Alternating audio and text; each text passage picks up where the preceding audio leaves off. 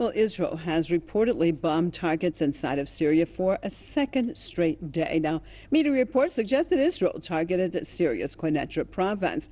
The attack reportedly comes after projectiles errantly landed in the Israeli-occupied Golan Heights. Syrian sources say the attack struck an army chief. Israel has defended its airstrikes on Syrian territory a day earlier. Damascus says the raid has resulted in a number of civilian casualties.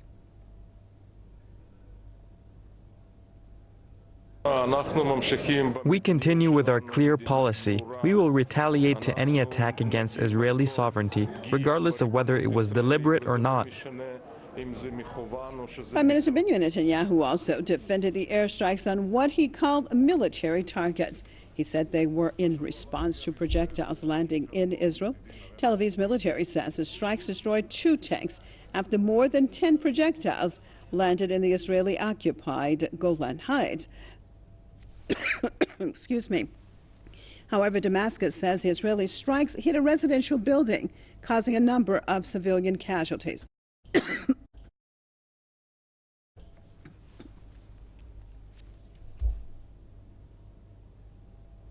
Let's cross over to Ohio, joined by senior editor of Veterans Today, Gordon Duff. Thank you so much for being with us. Your take on this, what exactly is going on? Why have we seen now 2 days in a row Israel bombing Syria? You can look at this superficially. The Israelis are playing for their own domestic policies. Their country's in disarray. Their economy's increasingly in disarray. Their relationship, this is something that few analysts are looking at, their relationship with Turkey, which was a vital cornerstone of that triumvirate they had with Saudi Arabia, where they were initiating so much mischief since 2011, 2012, and getting away with it. That's melting. The relationship with Saudi Arabia is exposed. Their complicity for decades with Saudi intelligence in terrorist acts around the world, including, we believe, terrorist acts against the United States as well. This is all exposed. But what they're also taking advantage of, we have a constitutional crisis in the U.S. We have a full meltdown here.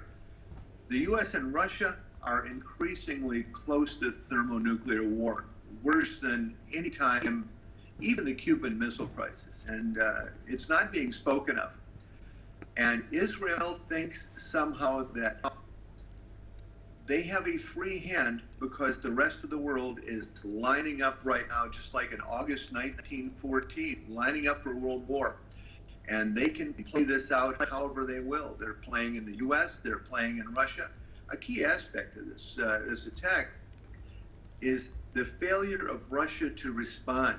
You know, Russia is really responsible for the air defenses of Syria. Putin long ago took over the relationship between Syria and Israel. He met with Netanyahu several times. They discussed these attacks. Putin demanded these attacks come to an end. The Israelis are openly flaunting Russia's authority, Russia's military capability. Well, do you think that perhaps the Israelis actually want an escalation, that they would want then the Russians to get involved and then directly making the United States with whatever reason, then say that they then have to get even more involved, that could totally escalate the situation and actually take it closer then to that world war that you just mentioned? Oh, they absolutely, you're absolutely correct. You couldn't be more correct. This is the game, and it's a very, very high risk game. Israel thinks they're going to come out last man standing. They think of themselves, and quite wrongly so, as a world power. You know, they're the ones behind the manipulation of the Saudi Arabians against Qatar. They're working closely with the Gulf states, have for years. And their real fear is this alliance now with Turkey closer to Iran, with Turkey and Russia closer to Iran, with Turkey and now Pakistan standing with Qatar, Pakistan reassessing its alignment with Saudi Arabia, and Pakistan is the real nuclear muscle in the Islamic world. Things are lining up against Israel, and they're playing high-risk poker with what could be a war that would kill all of us. Okay, well, on that note, thank you so much for being with us out of Ohio. Senior Editor of Veterans Today, Mr. Gordon Duff.